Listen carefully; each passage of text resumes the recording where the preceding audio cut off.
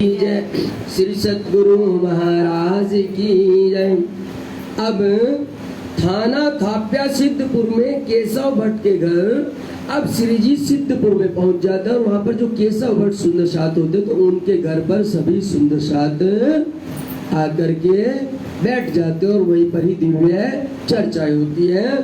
धाम चर्चनित होवे सात रैया पकार, और सारे के सारे सुंदर साथ क्या होते हैं, वे खूब दिव्य चर्चाओं का आनंद लेने लगते हैं।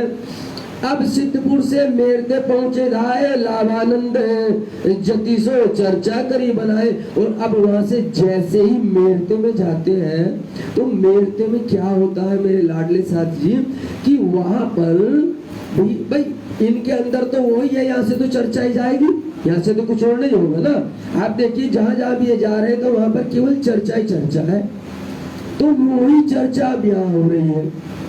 लेकिन वहां पर क्या होता है कि वहां पर एक लाभानंद जति नाम का एक बहुत बड़ा विद्वान रहता है।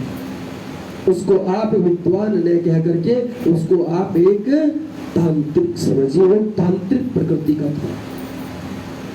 और उसके डर से मेरता के अंदर कोई भी साधु संत नहीं आता था, और आता था तो वो अपनी चर्चा नहीं कर पाता था। क्यों?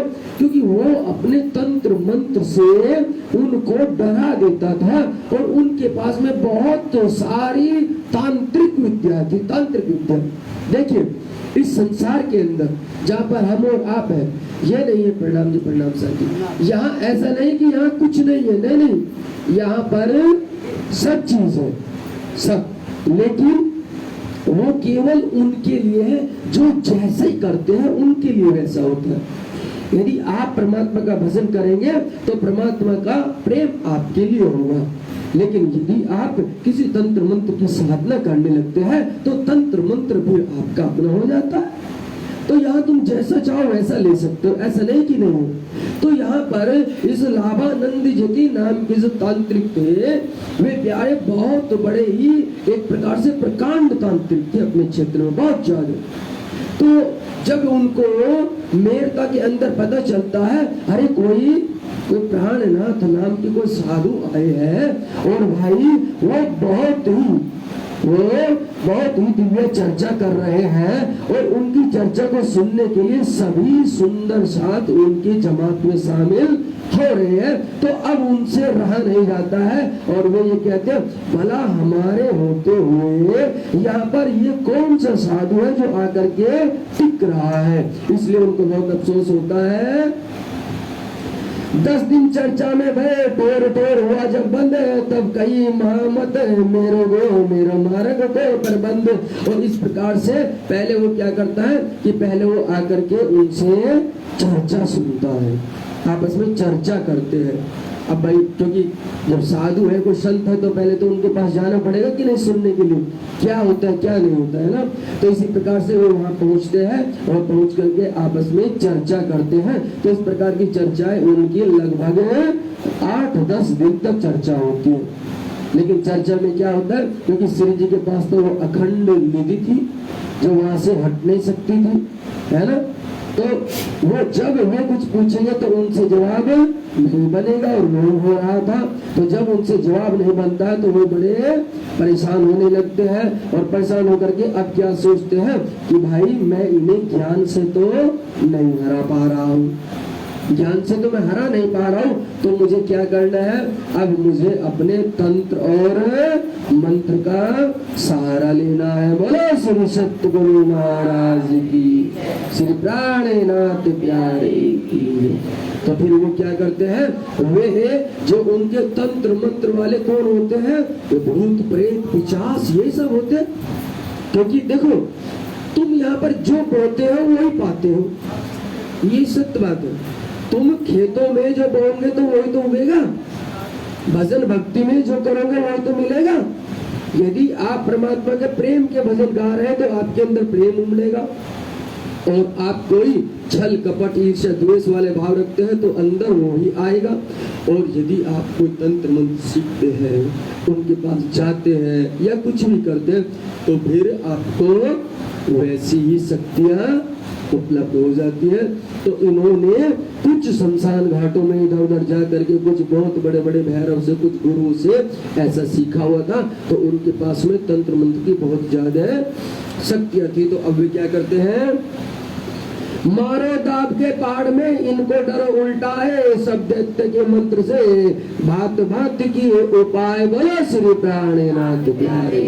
क्या कहते हैं, अब घर जाते हैं और कहते हैं, कहने लगे ठीक है, अब तक मैंने तुमसे बात किया लेकिन तुम समझ नहीं रहे थे, तुम्हें पता नहीं मैं कौन हूँ, ज्ञान से तो मैं तुम्हें परिचय नहीं कर पाया, लेकिन अब मैं तुम्हें तंत्र मंत्र से दाबता हूँ। और घर पर जाते हैं और रात्रि में ही अपनी साधना में बैठ जाते हैं। और जैसे वो साधना करते हैं तो प्यारे क्या होता है कि साधना करोगे तो जिसको पुकारोगे वो आता है। देखो ध्यान दो, जब एक तांत्रिक के पुकारने से भूत प्रेत आते हैं तो मुझे ये बताओ, यदि तुम परमात्मा को पुकारोगे तो वो परमात्मा क्यों नहीं आता है, बताओ मुझे, क्यों नहीं आता परमात्मा?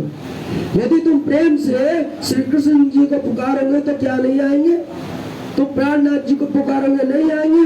तुम महाराज जी को पुकारोगे नहीं आते हैं, सब आते हैं। अरे नहीं यकीन है तो इनको देखो, इनको देखो, केवल तंत्र मंत्र के अपने ये ही सब करने से उनके पास में भूत पिशाच ये सब आने लगते हैं। तो मेरे प्यारे साथ जी, क्या तुम्हारा भजन इनसे भी कम हो गया?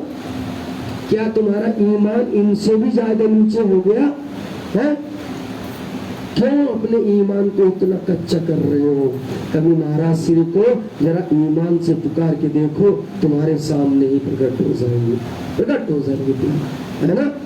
तो प्यारे इसीलिए कहा है कि कम से कम ईमान कभी खोना नहीं चाहिए। तो अब देखो, अब जैसे रात्रि में बैठे और उन्होंने ध्यान किया तो बड़े बड़े भूत पिशाच वहाँ आ जाते हैं। और आकर के क्या होता है, ये कहते हैं, उन्हें आदेश देते हैं, कहने लगे जाओ। और वहाँ पर वो बैठा है एक महाराज जिसका नाम मेहराज ठाकुर है, और उनकी संगत में बहुत सारे ये सब लोग बैठे हैं। और जाओ और वहाँ से कहीं दूर से जाओ और बहुत बड़ा पहाड़ उठा करके लाओ और वो पहाड़ से उनको दाब दो। बोले श्री प्राणनाथ देखो है? और ये मत मानो ये करते थे, ये करते थे ऐसे, क्योंकि ये बहुत बड़े बड़े तंत्र मंत्र वाले हैं जो बहुत 50 इनके साथ आए हैं। अरे अरे इनको उंगली भी लगानी नहीं पड़ती, केवल देखने से बड़े बड़े पहाड़ ऐसे उठ करके आ जाया करते थे ऐसे। लेकिन आज इन्होंने अपनी सारी शक्तियां लगा दी, सारी शक्ति, और एक नहीं सारों ने लगा दी। लेकिन इनसे पहाड़ उठना तो दूर की बात है, वो तस्य मस भी नहीं हो रहा। बोले श्री प्राणनाथ प्यारे। क्यों क्यों नहीं हो रहा है? समझे इसको, क्यों नहीं हो रहा है? क्योंकि परमात्मा है, उसको तो आप अभी एक तरफ रखो। सबसे पहले ध्यान ये दो, क्योंकि वहां पर केवल परमात्मा का भजन होता है। भजन भी निष्काम होता है, भजन भी सच्चे हृदय से होता है, किसी के प्रति कोई ईर्ष्या द्वेष नहीं है। तो जो सच्चा होता है, सच्ची लगन वाला होता है, तो भाई ये बताओ उस सच्चे का ये भूत प्रेत या वगैरह वगैरह क्या बिगाड़ लेंगे? कोई नहीं बिगाड़ता है ना? तो ध्यान दो, यदि तुम भजन भक्ति में हो और कुछ को लगता है कि तुम पर कोई कुछ करने वाला है या कोई कुछ कर रहा है या हमें ऐसा लग रहा है, तो ध्यान देना, या तो फिर तुम भक्ति में हो ही नहीं। एक रास्ता चुन लेना, या तो तुम भक्ति में हो ही नहीं, और यदि भक्ति में हो तो वे तुम पर कोई असर करेंगे नहीं। बोले श्री प्राणनाथ प्यारे, श्री सतगुरु महाराज। समझे कि नहीं समझे?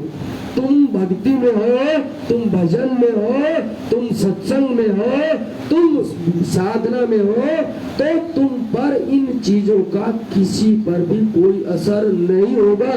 चाहे एक नहीं, दो नहीं, ऐसे ऐसे हजार या लाख आ जाए, लेकिन यदि तुम पर असर हो रहा है तो इस चीज को बिल्कुल पल्ले गांठ बांध लेना कि तुम भक्ति में थे ही नहीं, तुम पर भक्ति हो ही नहीं रही थी। ठीक है ना?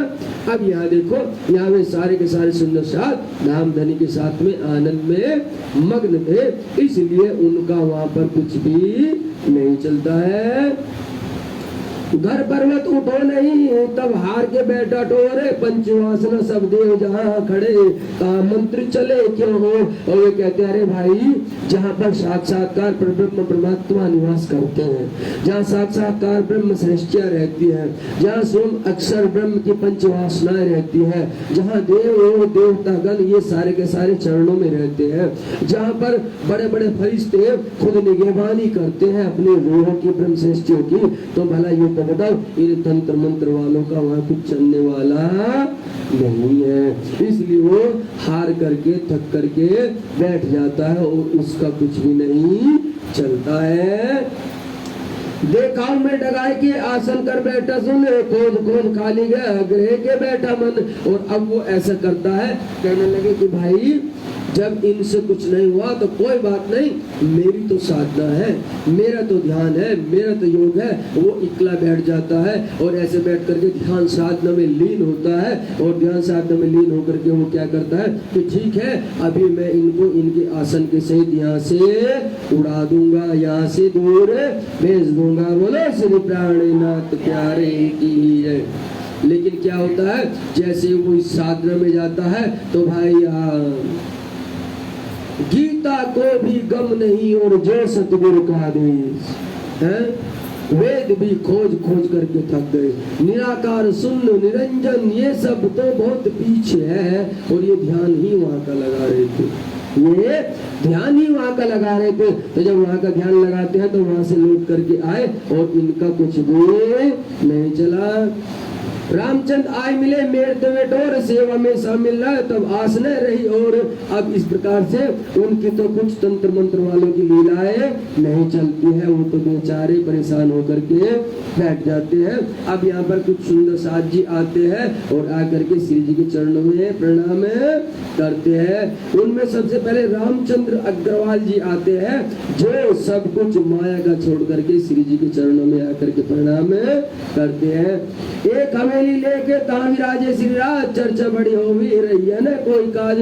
और वे मेड़ में श्री जी को लेकर के एक बहुत सुंदर हवेली होता है, उनमें भी विराजमान कराते हैं और कहते हैं कि श्री जी आज से आपकी चर्चा यहीं पर ही हुआ करेगी। और वहीं से बहुत सुंदर अक्षर अक्षातीत बेहद हद इन सबकी खूब चर्चाएं होने लगती है और बड़ा ही आनंद आने लगता है।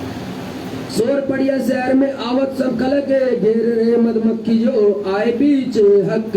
अब देखो, अब तक तो शोर नहीं था, लेकिन अब बहुत शोर पड़ गया। क्यों? क्योंकि इन्होंने एक बहुत बड़े तांत्रिक को ही मानो हरा दिया।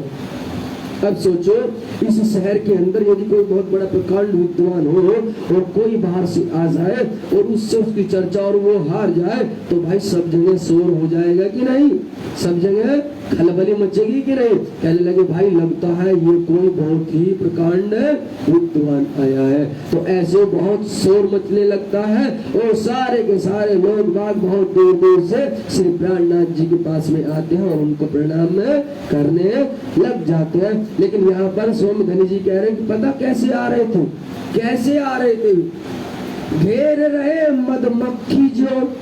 अरे ऐसे श्री जी को घेर रहे थे वे जैसे मधुमक्खियों का छत्ता होता है, देखा है ना। क्यों? क्योंकि जैसे वो शहद से भरा हुआ छत्ता होता है और उसके चारों तरफ मधुमक्खियां होती है। कहने लगे कि इस प्रकार से वहाँ जाग नहीं चल रही थी, इस प्रकार से इतने ज्यादा सुंदर साथ वहाँ पर आ रहे थे और श्री जी से चर्चा वाणी सुन रहे थे। आया चामसी चित्सो और आया रघुनाथ, छोड़ कुटुंब कबीला चला श्री राज के साथ। अखबार बनियामिने आया राजा राम समेत कबीला अपने सेवा करे तमाम। और यहाँ पर कुछ सुंदर साथ जी है जिनके नाम हम बोलते जा रहे हैं, जो जो सुंदर साथ वहाँ पर आ रहे। क्यों? क्योंकि धनी जी ने पहले कहा कि ये सब वे सुंदर साथ है जैसे इन्होंने कि मधुमक्खी अपने छत्ते से चिपकी रहती है, वैसे ही इन्होंने श्री राज जी को अपने से और अपने को श्री राज जी से जोड़ लिया। तो उन सुंदर साथ के नाम है। जान जन आया साथ में लिए कुटुंब परिवार है, ले ईमान अरज पर पहुंचा परवरदिगार है। और आया मकरंद और भाई मान सिंह और भाई मोहन मनोहर आय ईमान ले अन्य। और आया सादल और भाई नंदराम और आया रिक्सेवर दो जीवन दास। और आई स्वरूप से एक भाई लक्ष्मी और आई रंग भाई इनो पाई कायम। जादी और कुशाली और भाई चांद और मोज ए आई इस्लाम में करके बड़ी खोज। भाग भाई और तेज भाई अनूपा राधा नाम है, बेन भाई मुरलीधर ये दाखिल निजधाम में। और ये सारे के सारे सुंदर साथ कहाँ शामिल होते हैं? ये निजधाम में, अर्थात ये सारे के सारे श्री निजानंद संप्रदाय में ये सुंदर साथ की जमात में शामिल हो जाते हैं। ए आवत चर्चा को पानी सुन सर्वन खुशहाल हो के मन में सिफत सुने मोमिन। और ये आते हैं और धनी जी से चर्चा सुनते हैं और चर्चा सुन करके इनको बड़ा आनंद आने लगता है। और इनकी सोबत से आए के साथ इनके नाम ना लिखे पर धनिये पकड़े हाथ। बोलो श्री प्राणनाथ श्री सतगुरु महाराज की। बता दिया क्या इस चौपाई में? बता दिया साथ में कहा कि और केतक साथ आए साथ में पर तिनके नाम ना ही लिखे। उनके नाम नहीं लिखे प्यारे साथ जी। यदि उनके नाम लिखने लग जाए तो पता चलता कि बीतक और भी बहुत बड़ी हो जाए। इसलिए धनी जी केवल वो बहुत खास खास से सुंदर साथ है, उनके नाम यहाँ पर बतलाए है। और बस ये कहा है कि ये सुंदर साथ जो है वो सुंदर साथ है जो अपने मन से, अपनी आत्मा से और अपने अंतस्करण से उन पर यकीन लाए थे। बोलो श्री प्राणनाथ प्यारे की जय, श्री सतगुरु महाराज की जय। इत सब साथ में राजा राम सिरदार तारतम बानु सब में हुआ खबरदार। और मना भाई सेवा में रहे खबरदार, पावत दीदार को रहे तरफ धनी निर्धार। अब इन समय मेरे बड़ा जो पाया शोर, चर्चा और दीदार को खलक चली आवे इन ठोर। आ गई ना? क्यों? क्योंकि देखो जब यहाँ पर पता चल रहा है कि भाई यहाँ पर सत्संग भजन कीर्तन चल रहा है, यहाँ पर कोई साधु आए हुए हैं और वो बहुत अच्छे प्रकार से समझा रहे हैं, तो बहुत दूर दूर से लोग बात सुनने के लिए आने लगते हैं। लेकिन मेरता में बहुत ज्यादा मुस्लिम पक्ष भी है। अभी तक मुस्लिम की जागनी प्रारंभ नहीं हुई थी, केवल कोई कोई आता। लेकिन वो जो मेन थी, वो जो कुरान की लीलाएं होनी थी, वो कुरान की लीलाएं अभी तक प्रारंभ नहीं हुई थी। अब यहीं से ही वो लीला शुरू होती है। सुख बड़ो सब साथ को इत उपजत नित एक मजल जो इन समय होशी बगत क्यामत। और वो कहते हैं कि अब ऐसी एक घटना यहाँ पर घटने जा रही है जिसका बिल्कुल सीधा ताल्लुक किससे है? क्यामत के दिन से है। जिसका ताल्लुक, जिसका संबंध क्यामत के दिन से है, जिसका संबंध मुसलमानों से है। अब वो एक रहस्यमय घटना घटने वाली है, क्योंकि अब तलक जो ये भाग दिया करते थे ला इलाहा इल्लल्लाह मोहम्मद रसूलुल्लाह, जो इस प्रकार का वो अपना कलमा सुनाते हैं या ये अजान देते हैं, तो उसका किसी हिंदुओं को आज तक नहीं पता था। क्या पता था किसी को? आज भी बड़े गर्व की बात है, ये सोचने की बात है, सच बहुत गर्व की बात है कि केवल इस चीज को केवल प्रणामी धर्म ने खोला है, केवल महामती प्राणनाथ जी ने बताया है। अरे कि ये मुसलमान क्या कहते हैं, लेकिन आज तक इस भारतवर्ष को छोड़िए संपूर्ण ब्रह्मांड के अंदर पूरे के पूरे विश्व में मुसलमान है। आपको क्या लगता है कहाँ नहीं है? अमेरिका में, रूस में, जापान में, चाइना में है, और सऊदी अरब, पाकिस्तान, अफगानिस्तान, ये तो सब के सब वही है। लेकिन जो अच्छे अच्छे भी यूरोप कंट्री है उनमें भी मुसलमान है, और वहां पर भी तो उनकी मस्जिद है और वहां पर भी वे अजान देते हैं। देते कि नहीं देते हैं? लेकिन क्या किसी के भी बस में ये हुआ, किसी ने भी ये जाना कि क्या कहते हैं? नहीं। तो ये कितने गर्व की बात है हम सब प्रणामी सुंदर साथ के लिए कि भाई हमारे धर्म के अंदर जो महामती श्री प्राणनाथ जी आए, उन्होंने इस मुस्लिम धर्म को खोला है। अरे ये क्या कहते हैं, ये अजान क्या है? देखिए अब आप सुनिए आगे। ये बातें बहुत है काल को बनाए, जो इतमीना में हाजिर अनुभव होए। सुनी बात जब जसवंत की तब पाती लिखी गए, बट गोवर्धन ले चले पैगाम पहुंचे सोए। और जब मोड़ते में थे तो तब पता चला था कि जो अटक के पार जसवंत सिंह नाम के राजा रहते थे, जसवंत सिंह नाम के राजा रहते थे, कि भाई हो सकता है शायद इनके अंदर कोई ब्रह्मधाम की वासना हो। तो श्री जी सोचते हैं क्यों, क्योंकि उनको बताया गया था कि दोनों की दोनों ये वासनाएं, ये रूह कहाँ आई हुई है, ये बड़े राज घराने में आई हुई है, एक शाकुंडल और दूसरी साकुआ। तो श्री जी ऐसा सोचते हैं कि हो सकता है भाई शायद उस राजा के अंदर ब्रह्मधाम की दिव्य रूह हो, तो जाओ उसको पाती दो, उसको संदेश दो कि हम उससे धर्म चर्चा करना चाहते हैं, ताकि वो जाग जाए। लेकिन वो ये है कि भाई सबके अंदर तो वो अंकुर नहीं है, इसलिए उनके अंदर वो अंकुर न होने के कारण उनसे जागनी नहीं होती है। अटक पार पहुंच के खबर दई उन जाए, अंकुर बिना क्या करे रैया रस चर्चा का है। और कहते कि जब अंकुर ही नहीं होगा तो उनको रस कैसे आएगा, उनको रस नहीं आता है। ता 4 मास लगे रहे मेरते में इन वक्त, एक दिन बाहर चलते मार्ग खड़ा तित। अब वहां पर कितने 4 महीने हो जाते हैं मेरते में श्री जी को। और श्री जी क्या करते हैं, श्री जी क्या कोई भी होता है तो सब लोग सोचते हैं कि चलो सुबह शाम घूमने टहलने चला जाए, करते हैं ना। तो ऐसे ही श्री जी एक दिन संध्या काल के वक्त में वे ऐसे टहलने जा रहे थे। जैसे ही बाहर को जा रहे थे तो उन्होंने क्या देखा, बाग मुनारे पर चढ़ गए। दई मुल्ला ने जब कानों सुन आवाज को दिल विचार किया, तब बोलो श्री प्राणनाथ प्यारे की जैसे सतगुरु महाराज की। क्या मुल्ला कहाँ खड़ा था? पहले माइक नहीं थे, पहले बहुत बड़े बड़े बोलने वाले ऐसे वो साउंड नहीं था। तो वो पहले अजान कैसे दिया करते थे, वे ऊपर चढ़ जाते थे और ऊपर चढ़ के बहुत जोर से चिल्लाया करते थे, ला इलाहा इल्लल्लाह मोहम्मद रसूल अल्लाह। इस प्रकार का पूरा उनका जो कलमा होता है वो ऐसे कहते। तो जब श्री जी जा रहे थे तो जाते जाते श्री जी ऐसे रुक जाते और ऐसे होते हैं और वो उसको ऐसे देखते हैं। उसने एक बार कहा, फिर देखा, दूसरी बार कहा, फिर देखा, तीसरी बार फिर ओ। अब श्री जी अंदर से कुछ सोचते हैं, कहने लगे अरे भाई ये तो हमारा ही बात बोलते हैं, ये किसी और की बात नहीं बोल रहे हैं, ये तो वो बात बता रहे हैं जो सोम धनी श्री देवचंद्र जी ने बताई थी, जो सौम्य बसरी स्वरूप सौम्य किसने मोहम्मद साहब ने बताई थी।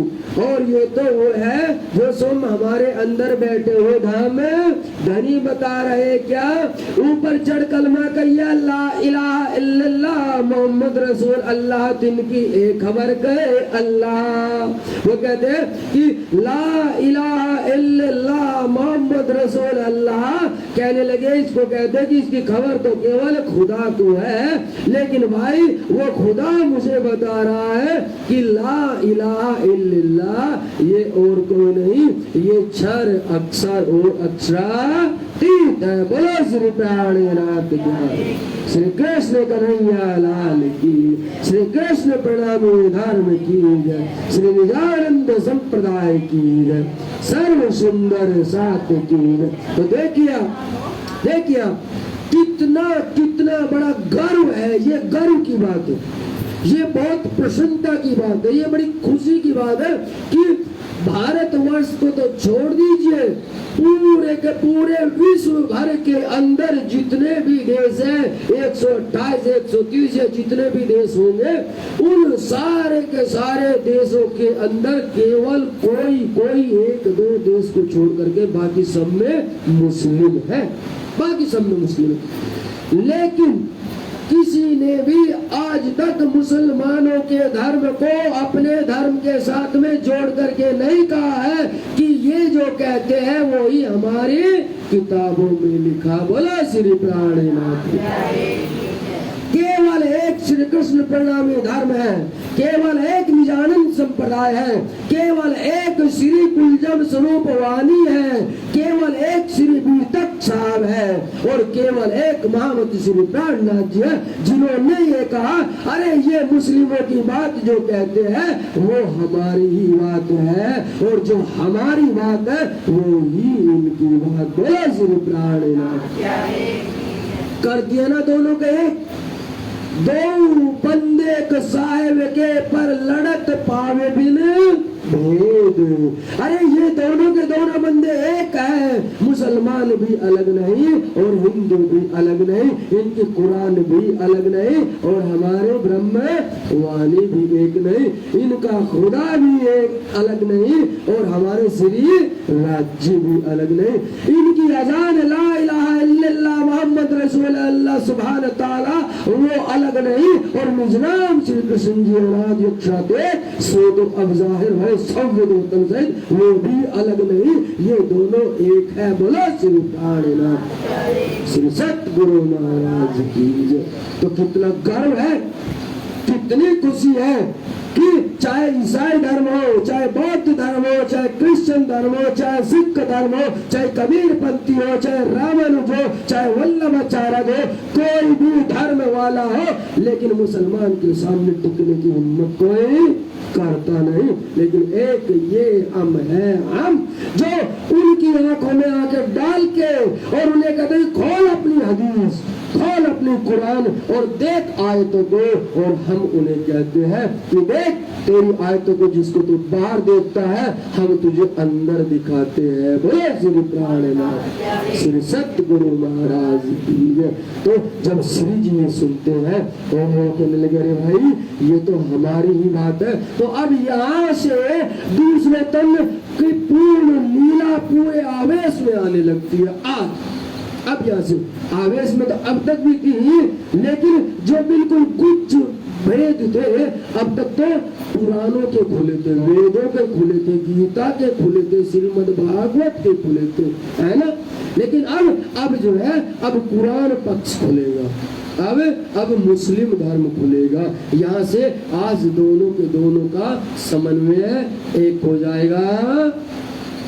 ला तो नाही को कहिया इलाहा तो है अक्षर अक्षरातीत की बात बड़े बुजुर्ग। बोलो श्री प्राणनाथ श्री सतगुरु महाराज की। कह दिया ना कि भाई ये जो ला इलाहा इल्लल्लाह कह रहे हैं, ला है नहीं, अर्थात जो फना होने वाला है। और फना होने वाला क्या है, वो मुसलमान अरबी भाषा में फना कहते हैं और हम हिंदी में लय कहते, प्रलय हो जाएगा, वे कहते फना हो जाएगा। प्रलय क्या होगा, 14 लोग ब्रह्मांड प्रलय है ना।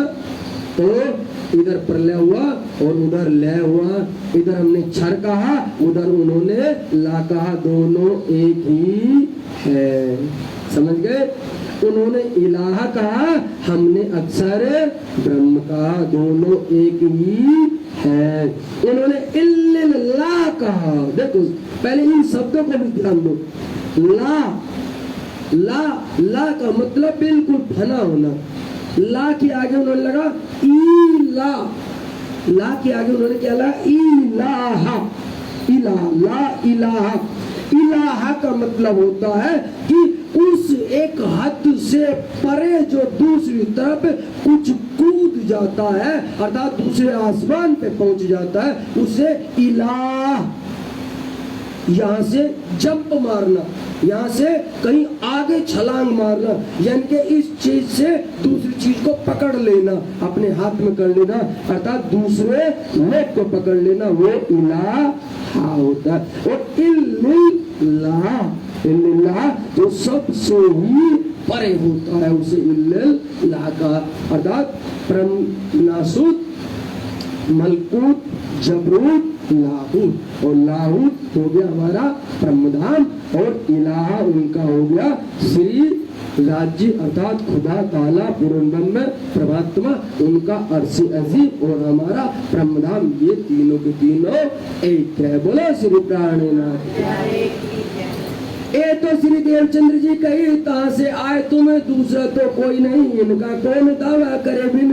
अरे भाई सुंदर साथ जी, अब अभी विचार कर रहे हैं, आपस में बैठ रहे हैं। धनी जी कह रहे अरे अरे इनको तो पता नहीं है भाई, ये रोज जो चिल्लाते इनको नहीं पता है। अरे ये तो हमारे अपने हैं, हम इनके हैं, क्योंकि धनी श्री देवचंद जी ने पहले ही बताया था, पहले ही कि हम सब तो वहीं से आए हैं। और उसी बात को इन्होंने भी अभी अभी अपनी अजान में दोहराया है।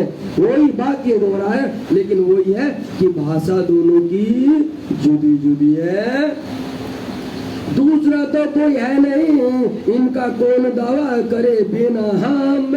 और वे कह रहे अरे भाई यदि हमारे बिना कोई दूसरा इस बात को बता दे तो कोई दावा करे ना, लेकिन क्या करे, इन पगलों को इन्हें पता ही नहीं है। ये तो बात सारी की सारी इनकी कुरान में लिखी है।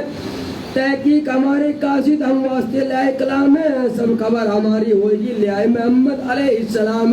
और इस प्रकार से आपस में सुंदर साथ के साथ में चर्चा करते भाई। अब राज जी ने बहुत असीम कृपा की है, अब धनी ने बहुत असीम कृपा की है। अब तो हमें पता चल चुका है कि इस मुसलमान धर्म के अंदर भी, इनकी इस पुराने पाक के अंदर भी हमारी ही बातें लिखी है। तो जब हम ये अपनी बातें उनको बताएंगे और हम कहेंगे भाई हम और तुम दोनों एक है, अलग नहीं है, केवल भाषा का अंतर है, तो दोनों एक हो जाएंगे और दोनों को बड़ा ही आनंद आएगा। इस प्रकार की आपस में चर्चा श्री जी और सुंदर साथ करते हैं। श्री मानत कहे साथ जी यहाँ ईसे का इलम, अब मोहम्मद का मिल चला, कहो एक दिन आदम। अब इन चौपाइयों को बड़े ध्यान से समझो आप, चौपाई बहुत गहरी चौपाई है, क्योंकि वाणी तो आप लोगों ने ढंग से पढ़ी नहीं, वो तो मैं गारंटी लेता हूँ, ठीक है नहीं पढ़ी है। कभी कभी वक्त मिला तो सुन लिया, और सुन भी वो लिया जो सुना दिया किसी ने, लेकिन ये तो नहीं सुनाया, ठीक है ना। यदि मंच पर बैठ करके कोई सुंदर साथ या कोई गुरुजन तुम्हें ये कह दे ला इलाहा इल्लल्लाह ये वाली चर्चाएं कर दे, अहमद मेहदा ईसा ये कर दे, तो तुम्हारे ऊपर से उतर जाएगा सब, और तुम साइड में को होकर के पानी के बहाने, चाय के बहाने मंच के पास से खिसक जाओगे। सही है कि नहीं? क्यों? क्योंकि तुम्हारी समझ ही नहीं आएगा। दरअसल बात ये कि तुम भी वही चाहते हो जो तुम्हें सही से समझ आता है, कुछ और तुम चाहते नहीं हो। और सुनाने वाला भी फिर तुम्हारे मन को सोचता है इसको तो मैं वही सुनाऊं जो हल्का सा है, जिसे ये पचा पाते हैं। बस यही गलती हो रही है, यही गलती हो रही है। अरे तुम वो लक्कड़ पत्थर भी तुम पचा सकते हो, लक्कड़ पत्थर भी तुम पचा सकते हो, लेकिन वो सुनाने वाला तो हो, सुनाने वाला तो हो, ताकि उस बड़े से बड़ी चीज को वो तुम्हें बिल्कुल वैसे ही सरल बना करके दे। तुम बहुत बड़े बब्बर शेर हो, तुम ब्रह्मधाम की रूह हो। अब सुनो, अब यदि तुम इस चौपाई को सुनोगे तो तुम्हारे किसी को कुछ समझ आ रहा है क्या? देखो एक बार फिर से मैं दोहराता हूँ। श्री मानत के साथ जी इयाले ईसे का इलाम। कोई बता सकता है चौपाई क्या कह रही है? बताओ बताओ, बोलो पता है कि बोलो श्री प्राणनाथ प्यारे की जब पता ही नहीं किसी को। सही है ना, आपने बोल दिया ना, लेकिन जब मैं कहूंगा तो तब तुम कहोगे कि ये तो हमें पता है। अभी कह दो अपने मुख से तुमने कहा कि तुम्हें पता नहीं है, और अभी तुम कहोगे कि हमें पता है। फिर से सोच लो, कोई बता सकता है इस चौपाई को क्या कह रहा है? ये एक ही चरण कहा है, अभी 3 चरण बाकी है। नहीं नहीं नहीं पता है ना, चलो अब हम बताते हैं। धनी श्री देवचंद्र जी याद है? धनी श्री देवचंद्र जी, और धनी श्री देवचंद्र जी के अंदर किन की रूह थी? कौन बैठे थे? स्वयं ठाकुरानी जी विराजमान थी, सुंदर बाई की वासना थी। और कुरान के अंदर क्या कहा है? उनको ही ईसा रूह अल्लाह का है। ईसा रूह अल्लाह, अर्थात जो अल्लाह ताला की जो रूह होती है, जो खुदा की आत्मा होती है, जो श्री राज जी की ब्रह्म सृष्टि होती है, जो श्री राज जी का आनंद अंग होता है, उसे ही ईसा रूह अल्लाह कहते हैं। बोलो धन श्री देव चंद्र महाराज जी की जय। अब बताओ तुम्हें पता है कि नहीं पता है? पता है, इसीलिए तो मैंने कहा है कि तुम लक्कड़ पत्थर भी हजम कर सकते हो, तुम बड़ी से बड़ी चीज पचा सकते हो, लेकिन पचवाने वाला सही होना चाहिए। वो सही हो तो तुम हर चीज हजम कर जाओगे।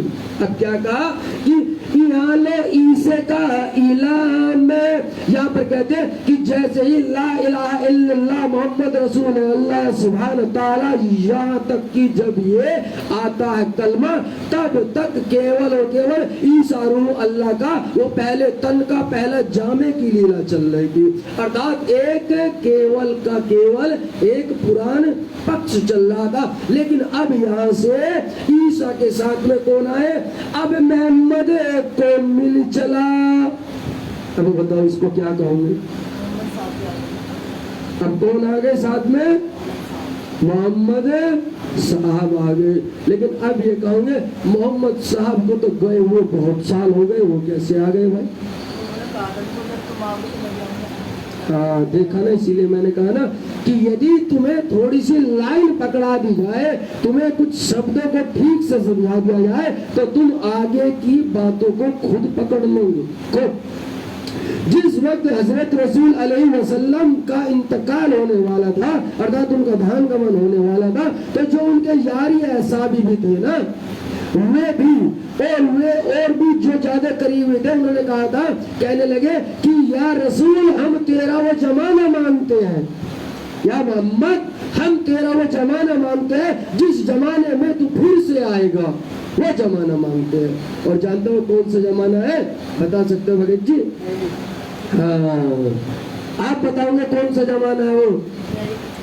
ये 28वां कलयुग है, जहाँ पर बुद्धा निष्कलंक अवतार धन श्री देव चंद्र श्यामा महारानी और स्वयं मोहम्मद श्री प्राणनाथ जी के द्वारा ये बुद्ध निष्कलंक अवतार आए हैं, जिन्हें इमामे मेहंदी कहा है, जिन्हें स्वयं श्री प्राणनाथ कहा है। इनका जमाना मांगने के लिए, इनका जमाना क्या हम और तुम सोचो कितने बड़े बड़भागी है कि हमारे और तुम्हारे पास में ही उस वक्त के बहुत बड़े बड़े फरिश्ते आ रहे हैं इस जमाने में प्यारो, इस जमाने में। तो अब कहते हैं कि यहाँ से वो कुरान का ज्ञान चलेगा, हजरत रसूल अलैहि वसल्लम का जो नूर था वो नूर भी प्रकट होगा। क्यों? क्योंकि आखिरी इमाम स्वामी श्री प्राणनाथ जी अब यहाँ से जाहिर होने वाले हैं, यहाँ से जाहिर हो जाएंगे। कहा तो एक दिन आदम में, और इस प्रकार से ये दोनों के दोनों चारों तरफ जो फैले हुए अलग अलग, वे सारे के सारे एक हो जाए। या कुरान या पुराण, दो कागज भय एक समान, दोनों में ब्रह्म लीला भई, उसमें भी नूर और इसमें भी नूर, ये दोनों एक बात है।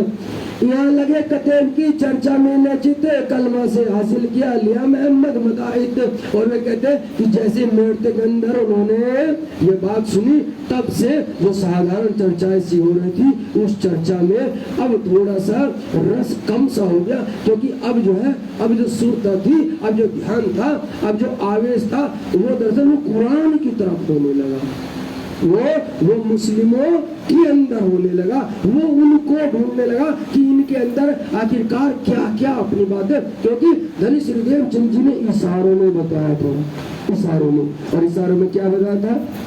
उन्होंने ये भी कहा था, हे इंद्रावती तुझे मैं एक बात और बताती हूँ कि हजरत रसूल अलैहि वसल्लम जो मुस्तफा हुए थे, जब ये खुदा ताला के पास जाते हैं चौथे आसमान में, तब खुदा से इनकी रूबरू बातें होती है। और रूबरू बातें होने पर खुदा ने इनको कितने कहते हैं कि 90,000 हरफों में खुदा ने इनसे बातें किया था। और बातें करने पर फिर खुदा ने इनको क्या कहा कि भाई देखो, ये जो 30,000 हरूफ है, ये 30,000 हरूफ तो तुम जाते ही अभी सब पर लागू कर देना। और वो थे 30,000 हरूफ शरीयत के। कहने लगे बाकी के 30, कहने लगे इन 30 को यदि कोई तुम्हें ऐसा मिले, कोई मिले खुदा का एक बंदा जो ईमान लाने को तैयार हो, तो उसको कोई कह देना। कहने लगे अच्छा, और बाकी के 30 कहने लगे इनका तुमको हो अख्तियार नहीं। खुद कहा खुदा ने, ए रसूल, इसका तुम्हें कोई अधिकार नहीं है। इन बाकी के शब्दों को, इन वचनों को, इन लीलाओं को तुम छुओगे भी नहीं। कहने लगे क्यों? क्योंकि इनको लेने वाले, इनको जानने वाले इनके घर के ही आएंगे, और वे जब आएंगे तब हम स्वयं आएंगे। हमसे पहले आए श्री राज, हमसे पहले वे आगे, और उन्होंने हम सब सुंदर शाद को ये सारी की सारी लीलाएं फिर दिखाई। तो ये बात अब श्री जी को याद आ रही है कि हाँ, इसके अंदर तो अपनी सारी बातें है। तो अब ढूंढने लगते हैं कि यदि कोई हमें मुस्लिम धर्म का ऐसा कोई गुरु मिले, कोई अरबी फारसी वाला कोई ऐसा एक अच्छा मौलाना मिले, ताकि हम उससे बात कर सके, भाई तुम्हारे धर्म शास्त्र के अंदर क्या लिखा है, तो हम दोनों को एक समान कर सकते हैं। लालदास को कहिया आज के एक बात पाई, तब अर्ज करी लालदास ने, हमको दो दिखाई। बोलो श्री प्राणनाथ प्यारे की, श्री सतगुरु महाराज की। इस चौपाई को समझो क्या कह रहे फिर से। लालदास को कहिया आज एक बात पाई, तब अर्ज करी लालदास ने, क्या? ए हमको देओ दिखाई। फिर सोचो से फिर तो क्या कह रहे? लालदास जी ने अर्ज करी, ए हमको देओ दिखाई। कुछ पकड़ रहे हो? कुछ पकड़ रहे हो? क्या पकड़ रहे हो बताओ, बताओ। हाँ, अच्छा, इसीलिए तो मैं कहता हूँ कि तुम्हें सही गुरु की बहुत सख्त आवश्यकता है, बहुत सख्त आवश्यकता है, वाकई बहुत सख्त आवश्यकता है। इस बात को मानना पड़ेगा। भले ही उम्र ये नहीं है जो तुम्हारी बुढ़ापे की उम्र है, ये नहीं है। उम्र होती है ज्ञान की। ज्ञान लिया तुमने कितना, अभी लगता है तुम पैदा ही पैदा हुए, जन्म हुआ है इस क्षेत्र में, इस क्षेत्र में तुम्हारा जन्म हुआ है, लेकिन बाहर से देखने के लिए तुम मृत्यु के कगार पर खड़े हो, मरने को तैयार हो, लेकिन पैदा अंदर से। मैं हर रोज उस दिन से बार बार तुमसे एक बात कह रहा हूँ, बार बार कह रहा हूँ, अरे मैं सुना नहीं रहा हूँ, और सुनाने में जानता भी नहीं, और मुझसे सुनाई जाएगी भी नहीं। यहाँ से तो केवल दिखाई जा रही है। बोलो श्री प्राणनाथ, दिखाई जा रही है। यहाँ से तो तुम लीला देख सकते हो, देख, सुनने सुनाने की तो अभी तक है ही नहीं। कभी सोचा ऐसा क्यों कहा? क्यों कहा? देखो ये चौपाई, इसीलिए मैं बहुत जोर दे रहा हूँ, कम से कम तुम शब्दों को पकड़ लो। शब्दों को पकड़ लेंगे तो पार हो जाओगे, क्योंकि शब्द ही ब्रह्म होता है, शब्द ही ब्रह्म होता है। देखो श्री जी ने लालदास जी को कहा, हे लालदास जी, आज हमने कुछ सुना है। तो लालदास जी को क्या कहना चाहिए? श्री जी मुझे भी सुना दो। जोर से बोलो, कहना चाहिए कि नहीं कहना चाहिए? भाई यदि तुमने कुछ सुना है तो तुम मुझे सुनाओगे कि नहीं सुनाओगे? लेकिन लालदास जी क्या कह रहे हैं, अंदर से रूह क्या कह रही है? तब लाल जी अर्ज किया, ए हमको दो दिखाई। बोलो श्री प्राणनाथ प्यारे की, श्री सत्य गुरु महाराज। कहा क्या क्या मांगा? सुनने को मांगा। सुनने तो ने क्या कहा? दिखाओ, हे धनी मुझे दिखाओ। इसीलिए मैं कहता हूँ कि ये सुनने और सुनाने की बात नहीं है, ये तो देखने और दिखाने की लीला है प्यारे, देखने और दिखाने की। यदि देखोगे तो पार हो जाओगे और सुनोगे तो ताउम्र सुनते ही चले जाओगे। देख लो लालदास जी ने क्या कहा, बहुत गहरी चौपाई, बहुत गहरी बात है, लेकिन पढ़ने वाला तो ऐसे ही पढ़ के चलता बनेगा। लेकिन इसीलिए कहा है कि तुम जो सुन रहे हो ना, उसे सुनो ना, उसे देखने का प्रयत्न करो, देखने का। अब देखो कि लालदास जी कह रहे सुन कि हे धनी जी मुझे वो दिखाओ जो आप सुन करके आए हो। मैं वो दृश्य देखना चाहता हूँ जो आप देख करके आए हो। और बोलो जब जब तुम भी वो देखोगे जो मैं देखता हूँ तो बोलो तुम क्या अलग और बोलो मैं क्या अलग, हो जाएंगे कि नहीं? इसीलिए कहा कि अर्श तुम्हारा मेरा दिल है, तुम आए करो आराम और सेज बिछाओ रुच के वाला, वही तुम्हारा विश्राम। अरे जो लीलाएं मेरे अंदर चल रही है वही लीलाएं तुम्हारे भी अंदर चलती है प्यारो, तुम्हारे। बोला श्री सत्य गुरु महाराज की। तो आज लालदास जी ने कहा है कि मुझे दिखाओ, सुनाओ नहीं, दिखाओ। और कभी ध्यान देना, कभी आपके गुरु संत जन गुरुजन को विद्वान आपके पास आए और चर्चा वानी करने लगे, कुछ कहने लगे, तो उनसे अर्जी किया करना, हे महाराज जी, हे गुरु जी, कृपया करके आप मुझे ये लीला दिखाओ। यदि आप ऐसा उन्हें कहेंगे ना तो सच मानना उनको बड़ा आनंद आएगा, बड़ा आनंद आएगा। और उनको लगेगा कि ये आत्मा के सिवाय कोई और बोल नहीं सकता है, क्योंकि ये बहुत गहरी बात है, बहुत गहरी बात है। सुनना तो जग को सुनाते चले आ रहे हैं, लेकिन देखने और दिखाने वाले तो प्यारे कोई कोई एक ला होता। बोला श्री सत्य गुरु महाराज की। तब बात कलमे की कर दिखाई सब। देखो मैंने कहा ना, यहाँ हर प्रकार का गुरु है, तुम जैसा चाहते हो वैसा मिलेगा, तुम्हारा भाव जो होगा वो मिलेगा। यदि लालदास जी ये कहते कि सुनाओ तो सुना देते, लेकिन उन्होंने कहा कि धनी जी दिखाओ, तो धनी जी ने अगली चौपाई में कहा है, देखो अगली चौपाई में, वरना सुनाते कि नहीं सुनाते, सुनाते। लेकिन क्या कहा, तब बात कलमे की कर दिखाई सब, सारी की सारी लीला हूबहू वैसी की वैसी स्वामी श्री लालदास जी के सामने पिक्चर खड़ी कर दी। पिक्चर उन्होंने वो दृश्य ऐसे देख लिया जैसे वहां पर श्री जी न होकर के स्वयं श्री लालदास जी थे। आगे ना बात, ये तुम्हारे ऊपर है, तुम सुनना चाहोगे तो सुनाने वाला मिलेगा और देखना चाहोगे तो देखने वाला मिलेगा। बोला श्री प्राणनाथ प्यारे की। मोहम्मद कुरान लाए के सब तुम्हारा मतलब। और उन्होंने कहा है, हे लालदास जी, ये जो हजरत मोहम्मद अलैहिस्सलाम जो आए हैं, वो जो कुरान पाक लाए हैं, अरे उसके अंदर सारा का सारा हमारी ही बातें हैं, हम रूहों की ही बातें हैं। इत मोहम्मद से मिल चले तब अहमद पाया किताब, ईसा और मोहम्मद मिले मारे दज्जाल सिताब। बोला श्री सत्य गुरु महाराज की। अच्छा बताओ अब ये चौपाई क्या कह रही है? इत मोहम्मद से मिल चले तब अहमद पाया किताब।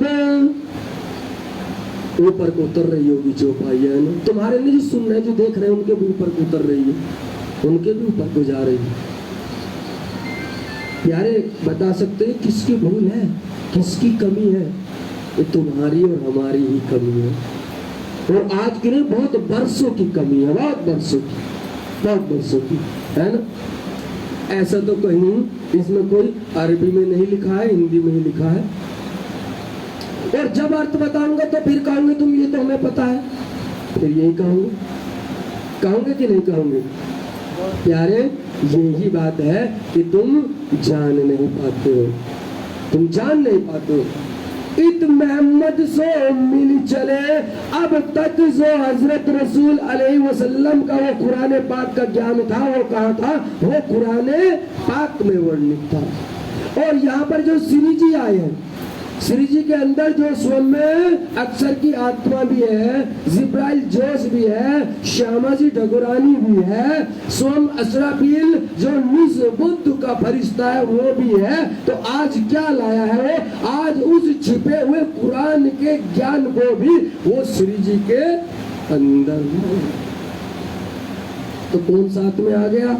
हजरत मोहम्मद, अर्थात वो कुरान पाक आ गई। तब अहमद पाया खिताब। अब तक जो ये एक प्रकार से श्री जी ही थे या श्यामा जी ही थे या प्राणनाथ थे, ये अब एक न रह करके मानो इन्होंने संपूर्ण एक खिताब, एक उपाधि, एक उपमा पाली। किसकी? अहमद की। अहमद वो होता है जिसका नूर चारों तरफ फैलता है, जिसको कोई एक बंधन में रख नहीं सकता है, जो नूर से ही परिपूर्ण होता है, अर्थात जिसके अंदर वेद भी आ गए, कतेब भी आ गए, जिसके अंदर हिंदू धर्म शास्त्र भी आ गए, जिसके अंदर मुस्लिम ग्रंथ की कुरान भी आ गई। तो आज श्री जी वो पूर्ण रूप से महामती के खिताब में जा रहे हैं, पूर्ण रूप से महामती, क्योंकि अंदर अब जब चर्चा चलेगी तो कुराने पाक की चर्चा चलेगी। ईसा और मोहम्मद मिले, और कौन अंदर कौन आ गया? और स्वयं ईसा रूहल्ला श्री श्यामा जी महारानी तो पहले से ही है। और कौन आए? अब ये आखिरी मोहम्मद कौन? ये इमामे मेहंदी आ गई। बोले श्री प्राणनाथ, श्री सत्य गुरु महाराज की। आगे के सारे बैठ गए, सारे के सारे। हिंदी में तुम्हें समझाओ तो भी ऐसा, और अरबी में समझाओ तो भी वैसा। दोनों अलग बात क्या है? दोनों अलग क्या था? श्री जी के अंदर पहले से ही ये सारी की सारी लीलाएं थी।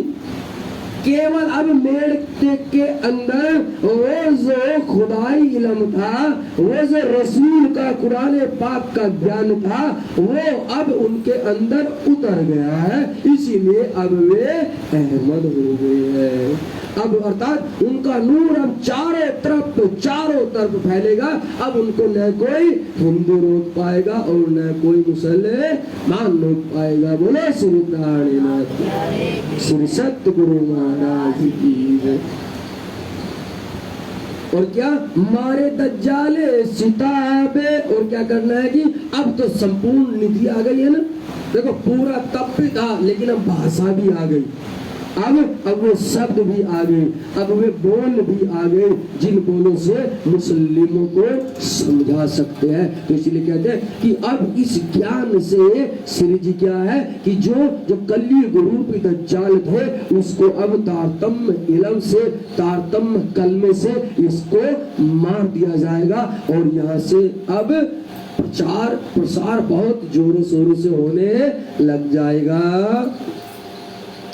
श्री देवचंद जी ने कही थी, आवे सकुंडल ऐसा कुमार, तब खेल देख पीछे फिरे पहुंचे परवर दिगार।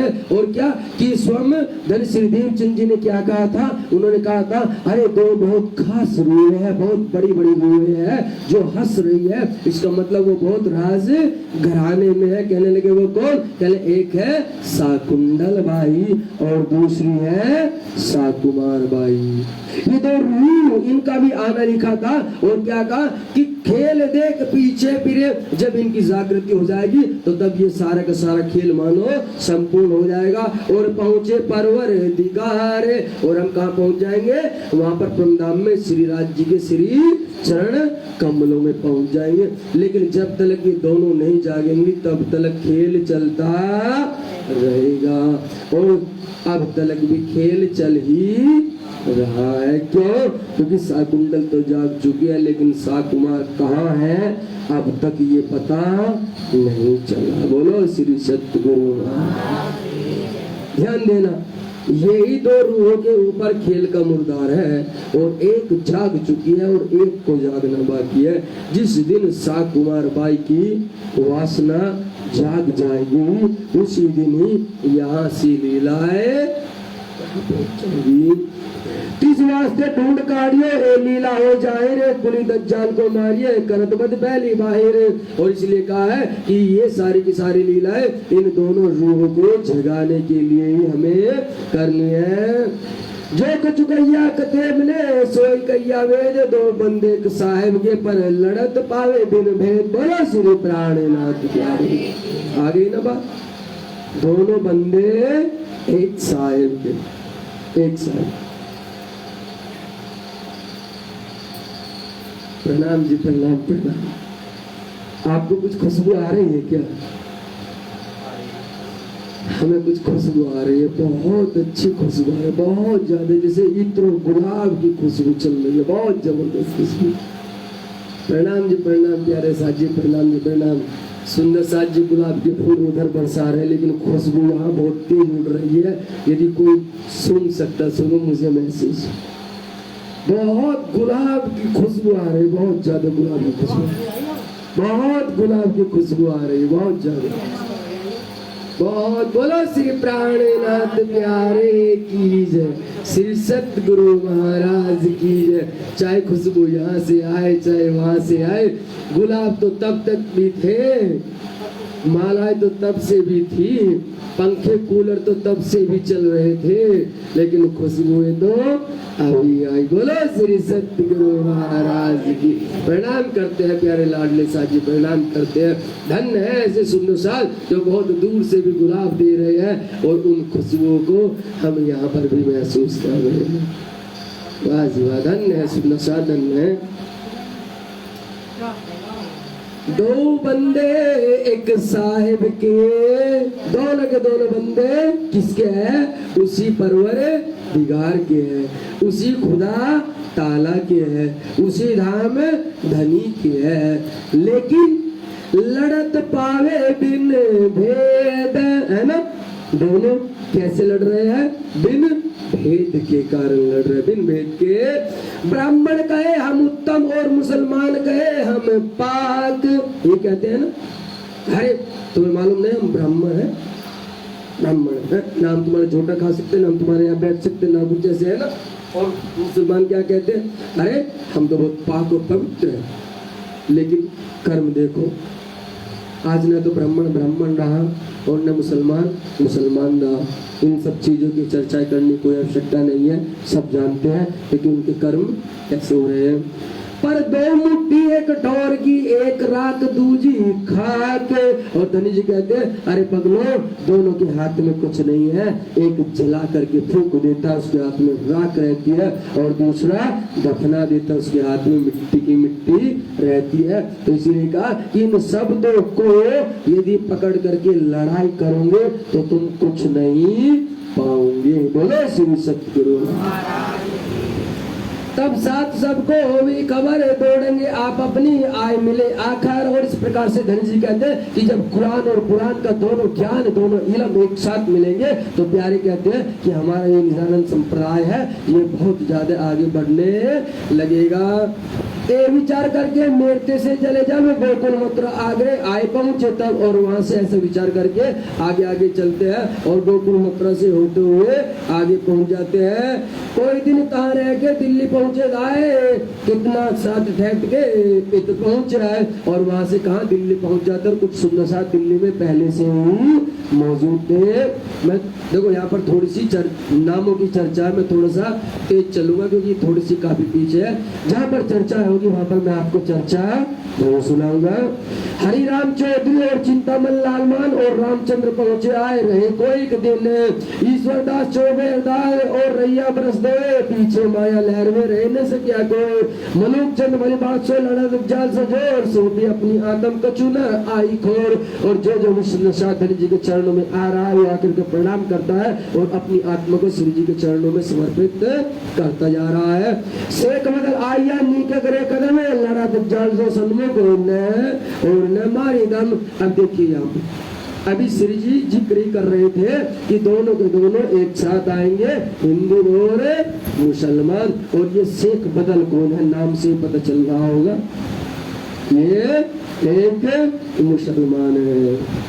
ये शेख बदल जो है ये वहां पर जब दिल्ली में श्री जी बैठे हुए हैं तो ये किसी न किसी बहाने से आता है और आकर के उनसे दिव्य चर्चा सुनता। अब तुम एक बात बताओ, मुसलमान को हिंदी चर्चा में क्या रस आएगा? भाई मुसलमान को हिंदुओं के देवी देवताओं में क्या रस, वो तो नहीं सुनेगा। हाँ, यदि उसके सामने फरिश्तों की, ला इलाहा की, इल्लल्लाह की, कुरान की, उनके नबी की, हजरत रसूल अलैहि वसल्लम की, कुरान पाक की है, नासूत मलकूत जबरूत लाहूत हारूत, इनकी बातें हो तो फिर कुछ रस आए, तो कुछ सुने, है ना? तभी तो सुनेगा ना, तब उसको लगेगा अरे अरे ये तो बोलने वाला हमारी बात कह रहा है भाई, ये तो हमारी ही किताब कह रहा है, लगेगा कि नहीं? तभी तो वो आएगा। और अब कह रहे कि इसको रस आइया, इसको रस श्री कृष्ण जी की लीला में तो नहीं आएगा ना, रामचंद्र जी की लीला में भी नहीं आएगा, और तुम जो भजन कीर्तन करते हो उसमें भी नहीं आएगा। इनको तो रस कुरान की बातों में ही आएगा। तो अब ये पहचान जाते हैं कि जो श्री जी है, ये जो जिक्र करते हैं, ये इमाम मेहंदी का जिक्र कर रहे हैं, और यही वो इमाम मेहंदी है जिन्हें आखिरी रसूल कहा गया है, जिन्हें आखिरी मोहम्मद साहब कहा गया है, जिनके लिए खुद कुरान में कहा है कि इमाम मेहंदी और ईसा रूहुल्लाह प्रकट होंगे और 2 तन में ये लीला करेंगे। इसलिए इसको रस आने लगा कि आज तक जिसने किसी ने ये बताया नहीं, उन बातों को ये कहने वाला पहला कोई हिंदू धर्म का कोई संत है। बोलो श्री प्राणनाथ श्री सतगुरु महाराज की जय।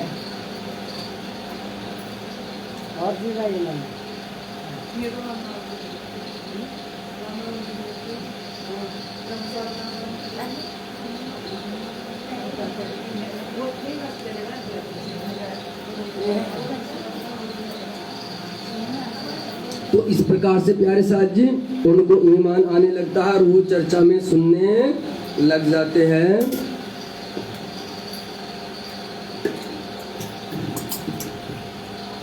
अनंतराम आय मिला लड़ाई के वक़्त, सेवा में शामिल रहिया समय पाया इत। लेकिन वहां पर क्या, क्योंकि दिल्ली में किसका शासक था, शासक कौन था वहां पर? औरंगजेब। और जो औरंगजेब है वो बहुत ही कट्टर है। कट्टर क्यों है वो? उसने इतिहास यदि आप देखेंगे तो आप जानेंगे कि उसने बहुत हिंदुओं को मारा है, बहुतों के मंदिरों को भी तोड़ा है, बहुतों को। और बहुत जो हिंदू थे उनको उनके जनेऊ धारो, वो ज्यादातर किनको प्रतिपादित करता था? जो भजन भक्ति करते थे। इसका कारण जानते हो क्यों? क्यों? एक पक्ष तो ये दिखाता है कि वो बहुत क्रूर था, वो बहुत मुस्लिम था, इसलिए वो इन सबको प्रतिपादित करता है। लेकिन दूसरा पक्ष ये दिखाता है कि उसके अंदर आई हुई ब्रह्मधाम की साकुमार बाई की वासना थी, और वो ईमान का बहुत पक्का था, और वो ये चाहता था कि कोई मुझे ईसा रूहुल्लाह और इमाम मेहंदी से मिलवा दे। उसको ये पता था कि इमाम मेहंदी अब यहाँ प्रकट होने वाले हैं, लेकिन उसको ये भी पता था कि वे मुस्लिमों में न आकर के वे किसी और धर्म में आएंगे। क्योंकि जिस वक्त मक्का मदीना था, वो चर्चाएं आगे आएंगी, तो मक्का से जो है, मक्का मदीने से जो मस्जिद होती है, जो गुम्बद होता है, उसका ऊपर का बुत खाने से बुत गिर जाते हैं। और जो वहाँ के बहुत बड़े बड़े मौलवी अरबी भाषी थे, वे इनको पैगाम लिख के भेज देते हैं, कहने लगे या सुल्तान, जो कुरान में पहले से वर्णित था वो आ गया है, क़यामत आ गई है, क़यामत आ गई है। कहने लगे कैसे क़यामत आ गई है?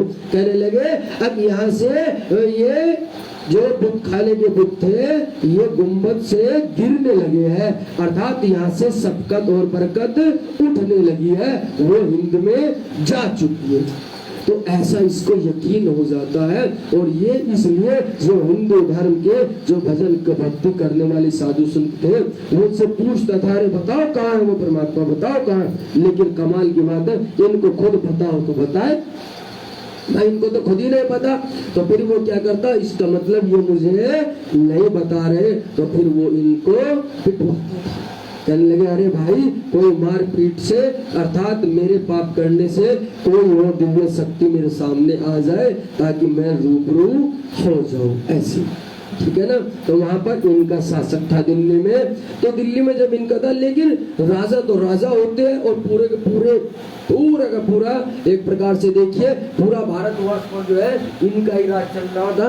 लेकिन इनके सिपह सालार भी तो होते हैं, मंत्री होते हैं, वजीर होते हैं, है ना, बहुत सारे। तो वहाँ सुल्तान तक पहुंचना बहुत मुश्किल होता है, पहुंचा नहीं जाता है ना। उससे पहले इन लोगों तक पैगाम पहुंचाए जाते हैं।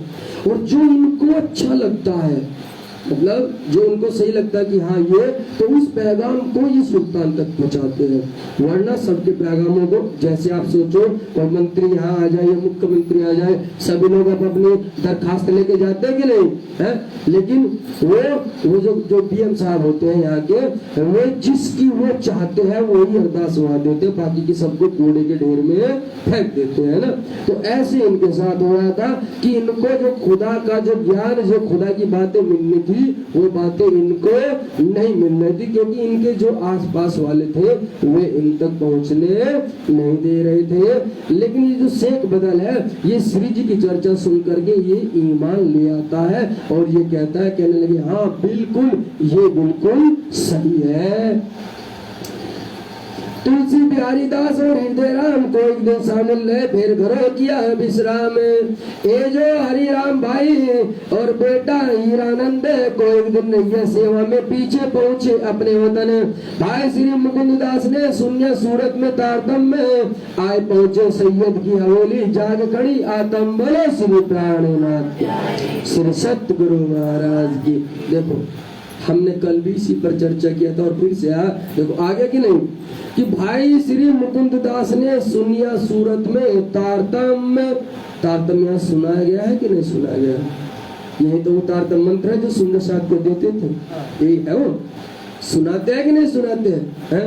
और जो कुछ ज्ञानी जन इस बात का भी खंडन करते हैं, अरे कि तारतम सुनाया नहीं जाता है, तारतम दिया नहीं जाता है, तारतम कोई मंत्र नहीं है, क्योंकि ज्यादा पढ़ लिख लेते हैं ना, इसीलिए कभी कभी पागल भी ज्यादा पढ़े लिखे हुआ करते हैं, है ना। तो इसलिए हमेशा अपनी वाणी पर यकीन रखो, अपनी वाणी पर यकीन रखो।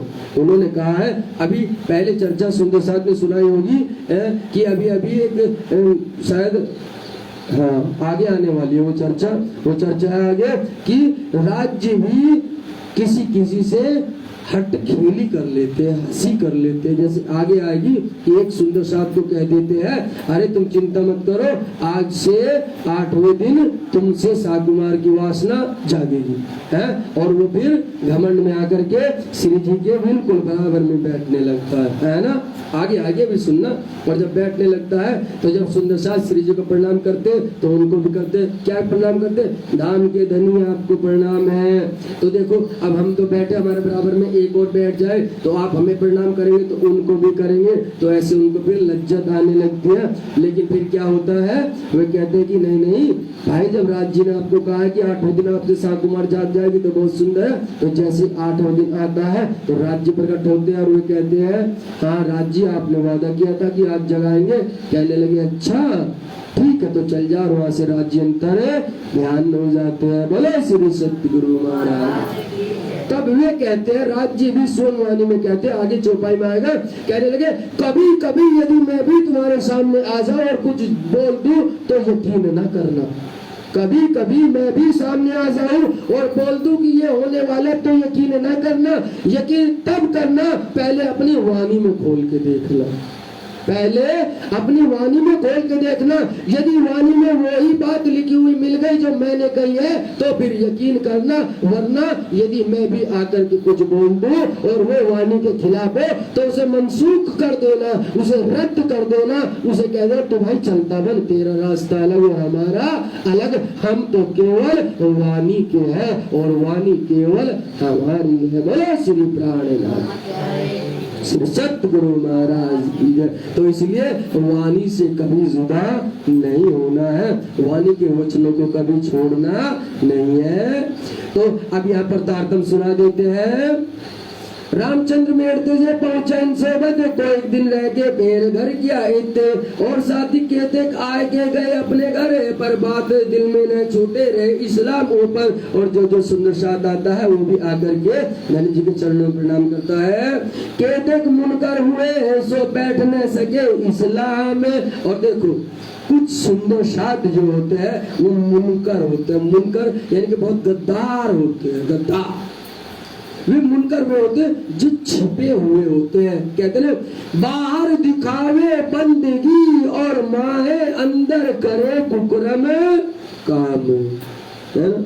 बाहर दिखावे बंदगी और माए करे कुकरम काम। और श्री मानत पूछत इन बनावटी ब्रह्म सृष्टियों से, ये जो नई नई बनावटी है ना, जो अपने आप को ठेका ले रही है, मैं ब्रह्म सृष्टि, मैं राज्य, कहने लगे अरे तू बैकुंठ झांसी के धाम, तू बैकुंठ मुझे उधर बता दे। जो तो अपने आप को ब्रह्म सृष्टि का दावा ले रही है, अपने को राज्य को कहती है कि मैं ब्रह्मधाम घूमती हूँ, ब्रह्म सृष्टि हूँ, मैं खासल खास हूँ, मैं देखती हूँ, लेकिन तुझसे ब्रह्मधाम का एक भी वचन तुझसे बोला नहीं जाता। तुझे ब्रह्मधाम की एक जर्रे की खुशबू नहीं आती है। अपना जीवन ऐसे ही गवा दिया, आज पैदा हुए और मर के चले गए, पता भी नहीं को था और मर गया। और कल तक गाता था भजन भजन, कल तक नाचता था और औरतों को और आदमियों को नचवाता था। क्या रहा तुम्हारा, क्या रहा तुम्हारा? क्या कभी ब्रह्मधाम की खुशबू ली? क्या उन अपने साथ को खुशबू दी?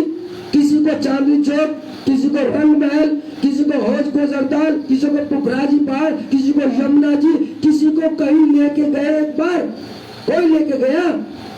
कहने लगे नहीं, यदि लेके नहीं गए हो तो तुम ब्रह्म सृष्टि नहीं हो, खुद को तुम बोलते हो, इसीलिए तुम्हारे कारण मुझे बोलना पड़ रहा है कि श्री मामत पूछे इन ब्रह्म सृष्टियों से। बहुत बड़ी बात है प्यारो, बहुत बड़ी बात। स्वयं धनी जी कह रहे हैं कि आज मैं, तुम जो अपने आप को दावा लेकर के बैठे हो और कहते हो मैं ब्रह्म सृष्टि हूँ, मैं खासल खास हूँ, मैं राज्य को देखता हूँ या देखती हूँ, मैं ब्रह्मधाम रहती हूँ। अरे भाई तुमसे ब्रह्मधाम का एक भी जर्रे का वर्णन आता है क्या? अरे मुझे बताओ, जब तुम अपने इस घर के हो तो मैं तुम्हें वहां लाखों कोस दूर ले जाऊं तो तुम अपने घर की बात बताओगे कि नहीं बता दोगे? बता दोगे। जब तुम यहाँ के घर की बात बता सकते हो और तुम्हारे अंदर बैठी हुई आत्मा ब्रह्मधाम की है तो तुम ब्रह्मधाम की बात क्यों नहीं बता सकते हो? बोलो। तो कोई तो झूठ है, एक तो झूठ है, ये तो आत्मा नहीं है और आत्मा है तो फिर ब्रह्मधाम की बात बताएगी, सच्ची बात है तो बताएगी भाई। क्यों? क्योंकि वो तो वही की है, वो तो वही देखती है।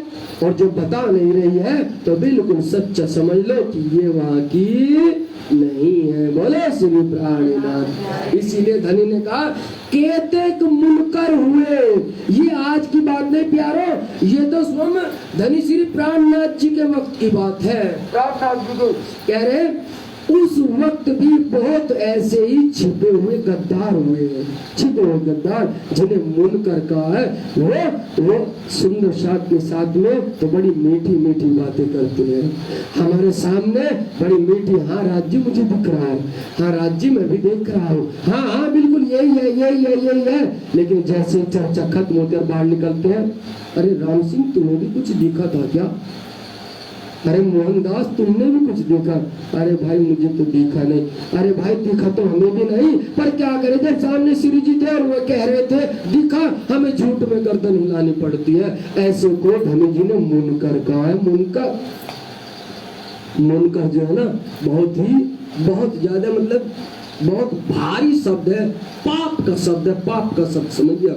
मुनकर कहने लगे इसीने कहा इसीलिए मैंने ब्रह्म सृष्टि का नाम लिया है। मैं ईश्वर सृष्टि से भी पूछ सकता था, मैं जीव सृष्टि से भी पूछ सकता था। अरे मुझे पता है जीव सृष्टि की पहुंच कहां तक है, ईश्वर सृष्टि की पहुंच कहां तक है, लेकिन मैंने कहा है कि मैं पूछत हूं उन ब्रह्म सृष्टियों से। मेरा आज सवाल किसी और से नहीं है। वे जो खास अपने आप को ब्रह्म सृष्टि कहते हैं, वे जो अपने आप को ब्रह्मधाम को देखना कहते हैं, कहने लगे उनसे सीधा सवाल है, उनसे जवाब उन्हें देना है। बोलो, अरे तुम बैकुंठ जासी के धाम, अरे मुझसे क्या छिपा है, मुझसे क्या छिपा है? अरे तन की जानू और मन की जानू और जानू तेरे दिल की चोरी। आज इस मंच पे बैठा तो बड़ा कुछ का कुछ गुमान गा दिया। अरे पागल, मैं तो तेरे अंदर का एक एक झांकता हूँ, तो इसलिए आज पूछ रहा हूँ, आज बता तू बैकुंठ जाएगा कि ब्रह्मधाम जाएगा?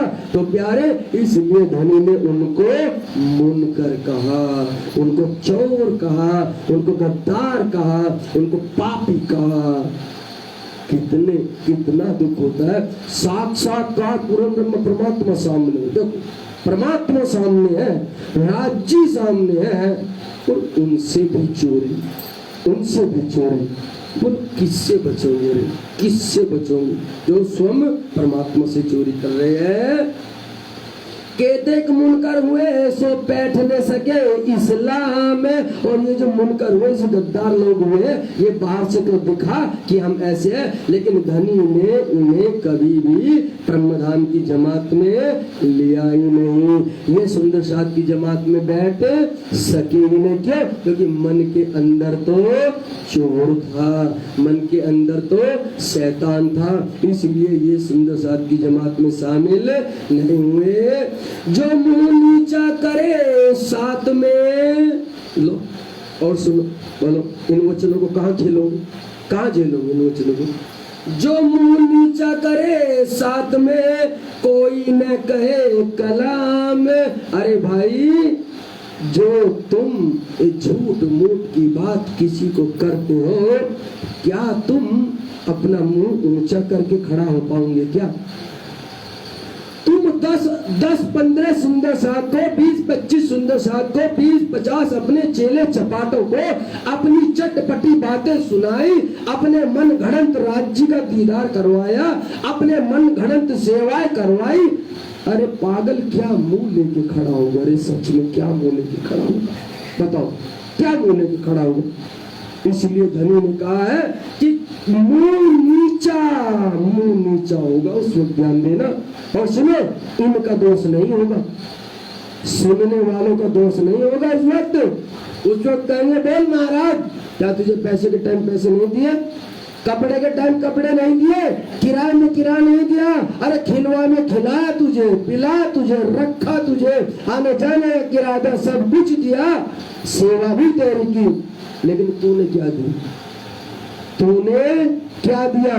क्या सच देके गया? इसीलिए कहा है, याद करो वही श्री जी का वक्त याद करो। जब कहा, अरे सुल्तान, मैं तेरा पल्ला पकड़ूंगा उस वक्त खुदा के सामने और कहूंगा कि इस पर मेरा हिसाब है, खुदा पहले मेरा हिसाब कर। आया क्या याद? आया याद? तो वही हिसाब ये भी पूछते हैं प्यारो, ये भी पूछते हैं। बोलो श्री प्राणनाथ श्री सतगुरु महाराज की जय।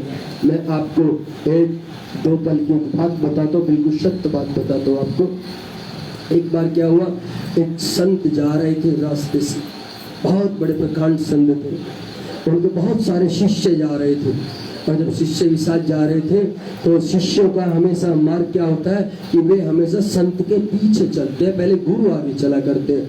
जब वे जा रहे थे तो आगे चलते चलते उन्होंने क्या देखा कि गुरु जी बस आगे पार हो गए, वे रुके नहीं, लेकिन चेले रुक गए। गुरु नहीं रुके लेकिन चेले रुक गए। जब चेले रुक गए तो चेलों ने आवाज दिया, गुरु जी आप कहाँ जा रहे हैं? क्या आपने ये नहीं देखा? कहने लगा, अरे तुम आ जाओ आ जाओ। तो कहने नहीं गुरुजी, पहले ये बताओ आपने ये देखा कि नहीं देखा? कहने लगा, अरे छोड़ो तुम आ जाओ। कहने लगे, गुरुजी बात सारी होगी लेकिन पहले इसके बात बतानी पड़ेगी, आगे तब चलेंगे। कहने लगे पक्का कोई नहीं चलेगा? ना जी कोई नहीं चलेंगे। कहने जिद है कि हाँ जिद है, ठीक है बोलो क्या कहते हो? कहने क्या आपने ये नहीं देखा? कहने लगे मैं तो इसे भी देखा और इसके गुरु को भी देखा, मैं तो इसे भी देखा और इसके गुरु को भी देखा और इसके चेलों को भी देखा, लेकिन अब तुम बताओ तुमने क्या देखा?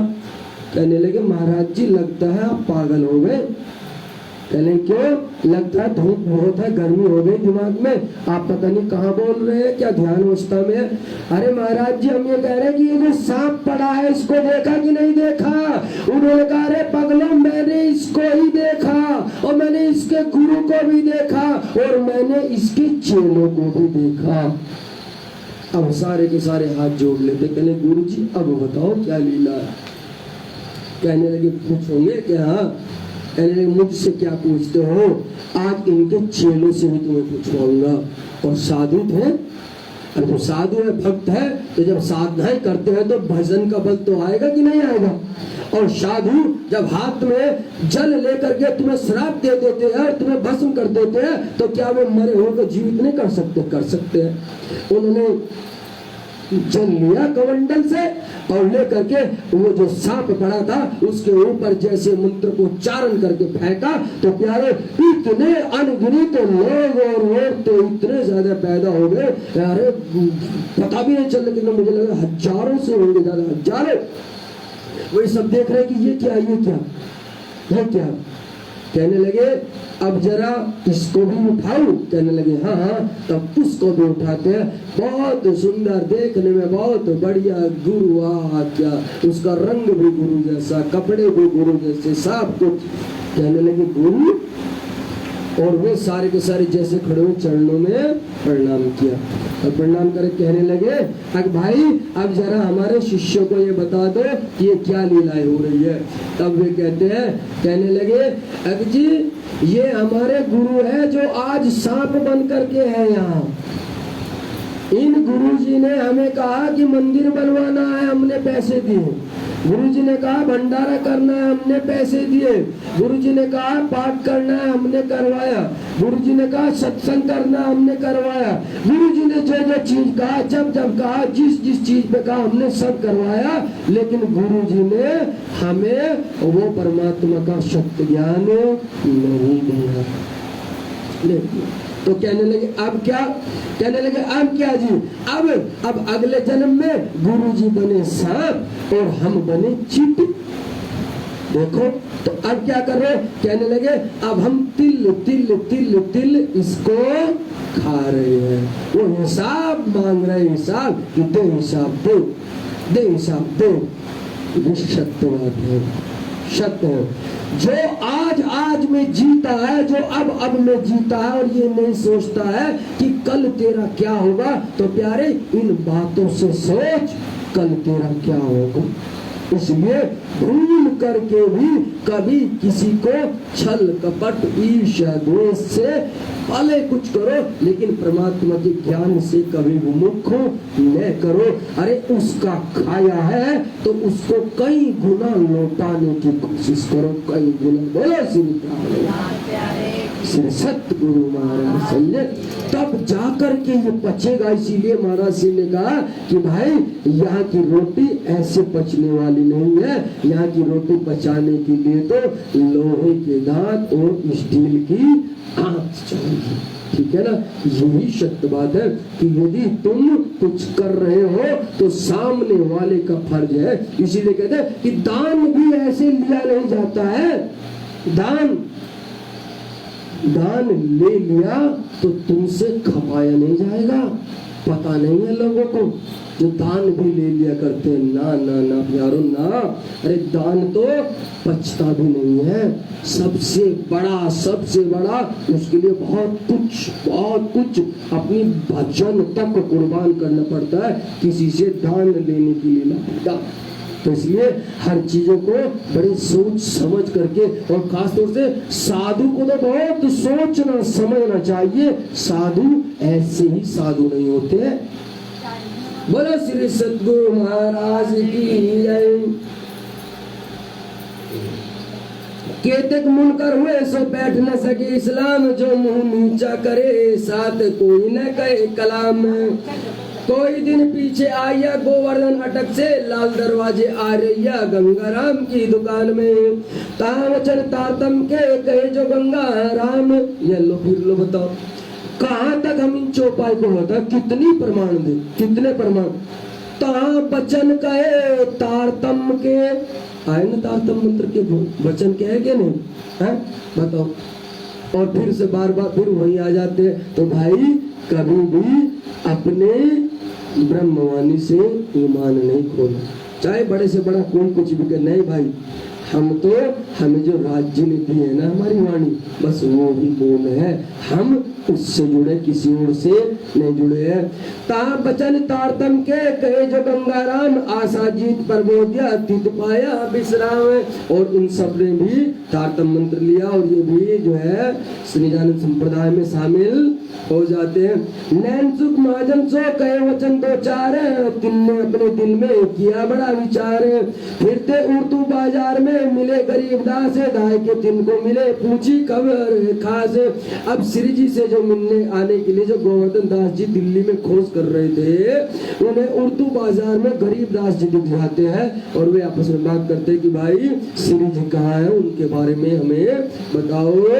कहाँ कहाँ कहाँ साथ रहते हैं श्री जी, आप है कितने, मैं अपने साथ तो लेकर आओती। तो वे कहते हैं भाई मैं अकेला नहीं, मेरे साथ में और भी बहुत ज्यादा सुंदर साथ है, हम सारे के सारे श्री जी के चरणों में आकर के प्रणाम करना चाहते हैं। पूरे बिट्टल गौर के सैयद की हवेली में श्री जी रहते में खबर करो इन पे। और गरीबदास जी ने बताया कि आप बिट्टल गौरपुर में सैयद गौर की हवेली में श्री जी विराजमान है, आप सब सुंदर साथ को लेकर के वहीं पर ही सूचना दे दे। गोवर्धन अपने घर गया, आया गरीबदास से खबर करी सिरराज सो आया गोवर्धन कहाँ से। व्रत समय गोवर्धन ले आया अपने संगी मिलाए, सब आए कदमों लगे बीतक कहीं बनाए। और सब सुंदर साथ जी आकर के सिरराज जी के चरण में प्रणाम करते हैं और अब अपनी बातें बताते हैं। इन हवेली में आप मास 6 रहे, तहाँ से लाल दरवाजे को ले चलिए के। और आप श्री सुंदर साथ जी के साथ में यहाँ पर 6 महीने तक सैयद की हवेली में रहते प्यारो, 6 महीने तक। देखो बहुत बहुत दिन श्री जी रहते हैं, तभी तो चर्चाएं होती है और तभी तो सुंदर साथ की जागनी होती है। देखो प्यारे साथ जी, मैं बार बार बड़ा उन चीजों से दुख हो जाता हूँ। कभी कभी जो मंदिरों में जाते हैं ना हम लोग, प्रोग्राम में जाते हैं और मंच पर बहुत सुंदर साथ बहुत साधु संत बैठे रहते हैं, है ना। और उनको क्या कहते हैं, स्टेज मंत्री जो होते हैं, महाराज जी आपके लिए केवल 10 मिनट है, कहते हैं ना। महाराज जी आपके लिए 15 मिनट है, आपके लिए 20 मिनट है। कोई ज्यादा बड़ा साधु संत होगा उसको 25 या आधा घंटा दे देते। अरे भाई ये तो बताओ, आधे घंटे में, 20 मिनट में, 1 घंटे में तुम क्या लोगे, क्या लोगे? और कौन वहां अपनी आत्मा को जागृत कर लेगा? अरे हम तो ये कहते हैं कि ये पद्धति बदलनी चाहिए।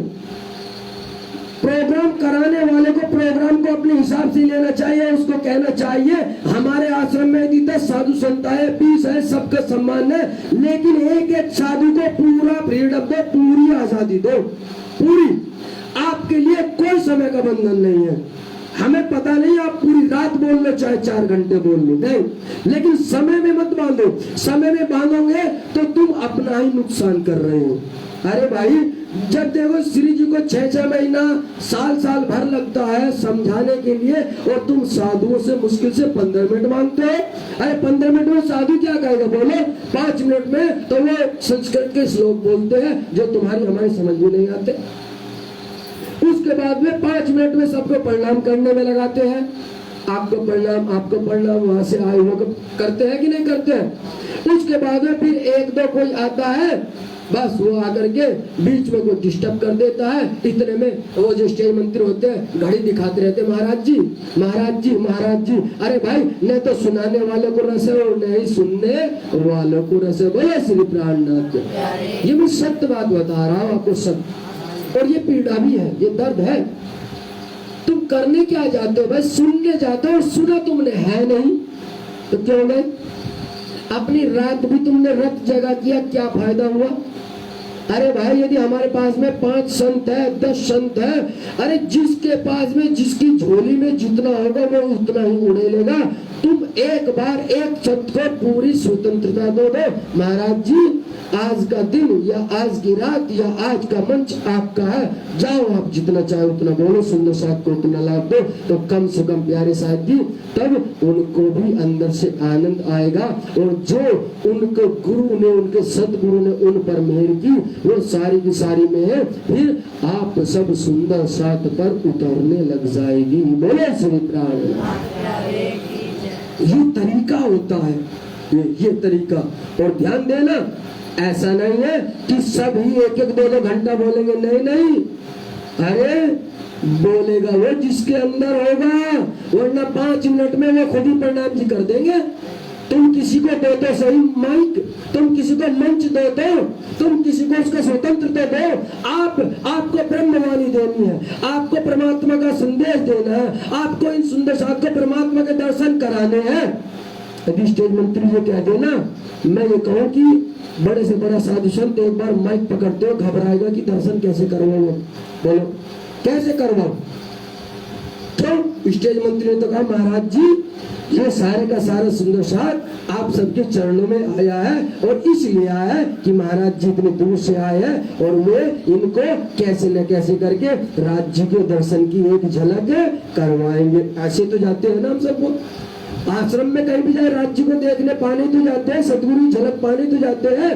और जब 10 संत स्टेज पर बैठे हैं और स्टेज मंत्री कहने लगे राज्य का दर्शन करवाओ, तो शायद एक संत पकड़ते माइक में कहेंगे लो जी दूसरे को दे दो, ये बोल लेंगे पहले, लो जी जरा आप बोल लो पहले।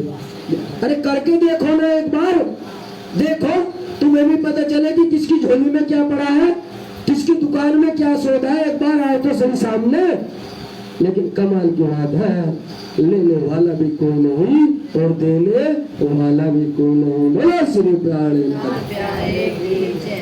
औरतें बेचारी उनके गोले ले जा करके वे स्वेटर वेटर वे बुनती रहती है, वहाँ सोती रहती है, खूब बैठने की जगह सुंदर सा तो नहीं मिलता। मैं तो बहुत उनसे पूछ लिया करता हूँ, अरे माता जी जब सोना ही था तो यहाँ क्यों आई? कहने लगे अरे लल्ला तुझे ना पता है। मैंने कहा क्या? अरे हरियाणा से मेरे उसके बहू को आई है, मैं मिलने के लिए चली आई, वैसे तो आती नहीं। ऐसे ऐसे होते, ऐसे बहुत होते भाई, बहुत। अब हमने कहा माता जी जरा थोड़ी साइड में हो जाओ, हम भी बैठ ले, जगह ले ले। कहने लगे अरे हाँ गद्दे के पैसे दिए हैं पूरे 100 रुपए, तुझे कैसे बैठा है? ये सच्ची बात है, सच जो सबके साथ होती है। तो प्यारे देखो, बैठना है या सोना है तो वहां न जाओ, समय खोना है तो वहां न जाओ, वहां कुछ लेना है तो लेने ही जाओ। और जो देने वाले हैं भाई उनसे भी आग्रह है कि सीधे स्टेज मंत्र कह दो भाई, ये तो हम बोले नहीं, और बोलेंगे तो बीच में टोकना नहीं है। सही है कि नहीं है? हमें कोई जरूरी नहीं है कि बोलना है, तुम्हें सुनना है तो बिल्कुल शांत होकर के वहां बैठो, सुनो और देखो, तुम्हें भी तो पता चले मेरे गुरु ने क्या नूर बरसाया है मुझ पर। अरे कभी मोड़ो तो महसूस कर। या तूने कहा 5 मिनट या 10 मिनट और बस ठीक है प्रणाम जी, तो ये गलत पद्धति है, ये सबको बदलना चाहिए। बोलो श्री सतगुरु महाराज जी।